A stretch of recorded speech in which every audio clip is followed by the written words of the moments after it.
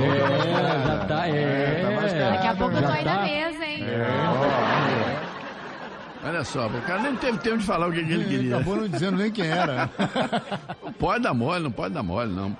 Olha só, gente, a revolução, né, que derrubou o presidente João Goulart, tá fazendo 50 anos, dia 31 agora, meio século, né, da revolução, que até hoje é discutida, né? Você de vez em quando entra num banco, Sérgio, se você trabalha em banco, né, Sérgio? Você sabe disso muito bem, às vezes o cara tá na fila, porque na época da revolução, porque os militares têm que voltar, porque eu fiquei injuriado, né, mano?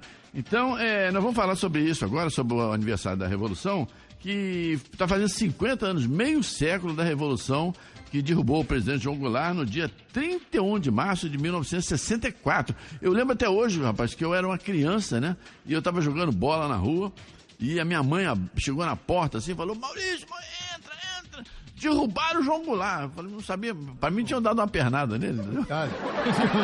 Machucaram ele agora? Pois é, eu era uma criança, me derrubaram o João Goulart. O que será que significa isso, meu Deus do céu? Derrubaram o João Goulart. E aí, eu mal imaginava que anos depois eu fosse me envolver nesse negócio da Revolução. Cheguei a ser preso uma vez também, né? As pessoas perguntam, por que você foi preso? Eu falei, não sei. Eles não sabiam porque estavam me prendendo. Eles não sabiam porque estavam me prendendo, como é que eu vou saber porque eu estava sendo preso? Eles que vieram aqui me buscar, como é que eu ia saber disso, né? Então foi um negócio muito difícil e tal, e nós estamos na linha com o coronel e vamos bater um papo com ele sobre esses 50 anos do regime militar no Brasil. Entrevista. Bom, gente, olha, tá na linha agora comigo o Coronel José Gobo. Ele é oficial reformado, né? E é um dos candidatos, aliás, à presidência do Clube Militar, uma importante instituição que representa os militares brasileiros. E agora faz 50 anos, né, da Revolução do dia 31 de março de 1964. Coronel Gobo, boa noite pro senhor.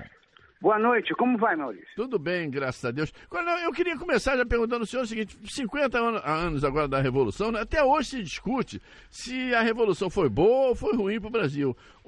Qual é a opinião do senhor? Bom, a minha opinião é que ela foi excelente para o Brasil.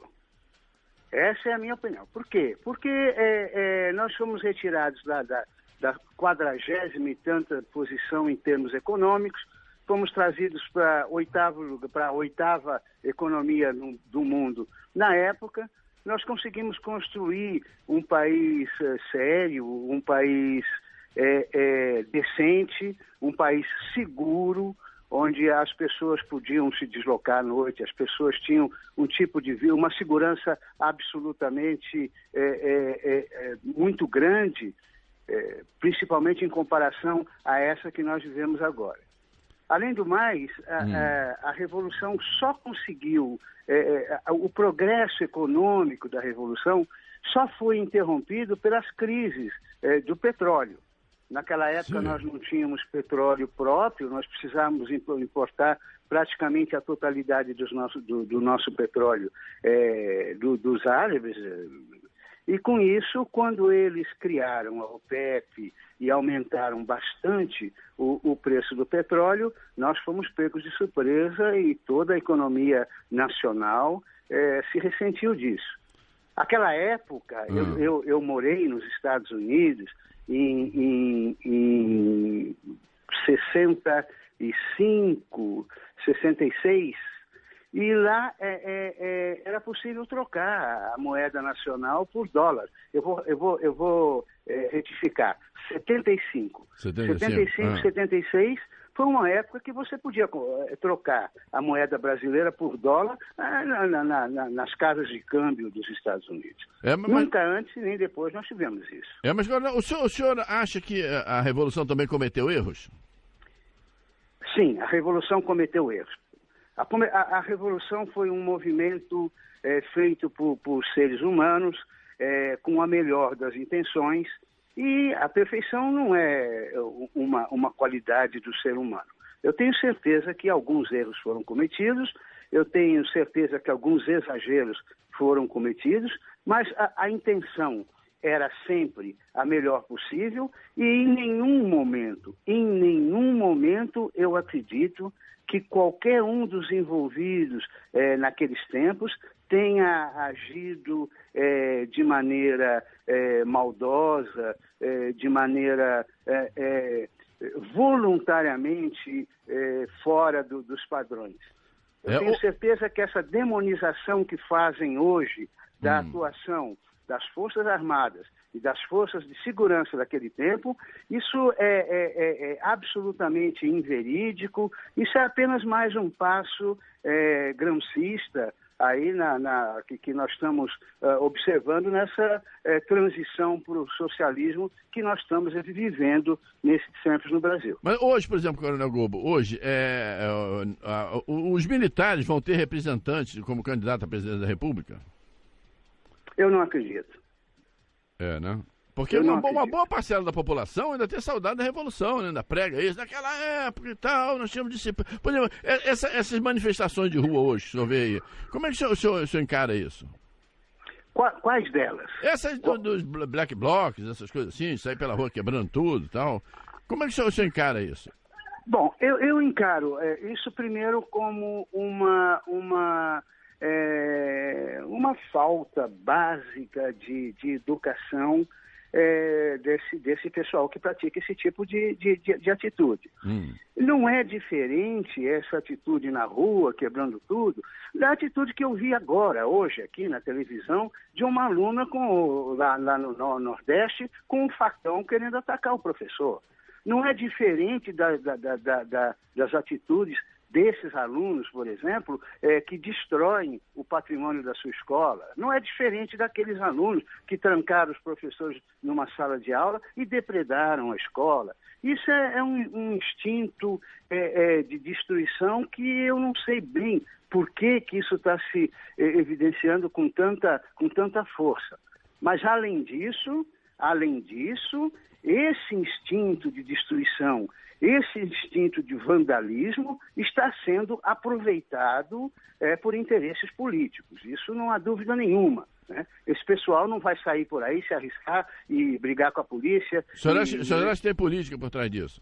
Com certeza, com certeza. Esses meninos são industriados, esses meninos são doutrinados, esses meninos são treinados e são postos na rua realmente para, em primeiro lugar, no que é mais importante, amedrontar a população ordeira, a população pacífica, para que ela perca a coragem de se manifestar. Eu estive pessoalmente nessa marcha de 22 de março, lá em São Paulo. Eu saí da minha casa, fui a São Paulo para fazer essa marcha lá. Não se viu nada disso. Viam-se bandeiras brasileiras, cantavam-se o hino nacional, o hino à bandeira, e era uma manifestação completamente pacífica, sem nenhum incidente. Por quê? Porque não havia como influir politicamente naquele pessoal que estava lá. Eram poucos.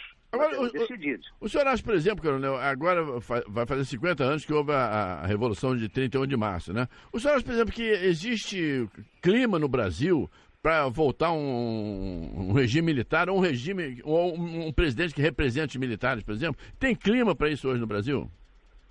Bom, um presidente que represente os militares, isso depende da vontade do eleitorado. Eu acredito que não haja candidato. Agora, quanto a clima para voltar um ambiente como aquele da Revolução de 1964, eu não acredito que haja no momento, porque a doutrinação ideológica do Foro de São Paulo, da ramificação brasileira do Foro de São Paulo, fez de tal maneira a cabeça de uma grande parte da população, principalmente os mais jovens. Veja que coincidência.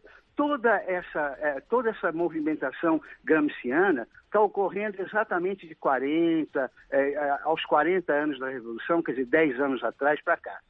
Qual é o significado disso? É que ninguém que viveu, ou pelo menos muito pouca gente que viveu realmente aqueles tempos em que os militares estavam no poder, ainda estão atuantes politicamente ou mesmo dando grandes opiniões. Como você falou, muitos deles têm muita saudade daquele tempo, mas nós somos muito poucos agora, né? Já faz 50 anos que isso aconteceu. Isso que... Perdão. Não, pode falar, eu perdoei. É por isso que essa demonização das Forças Armadas, demonização daqueles tempos, chamando aqueles tempos de anos de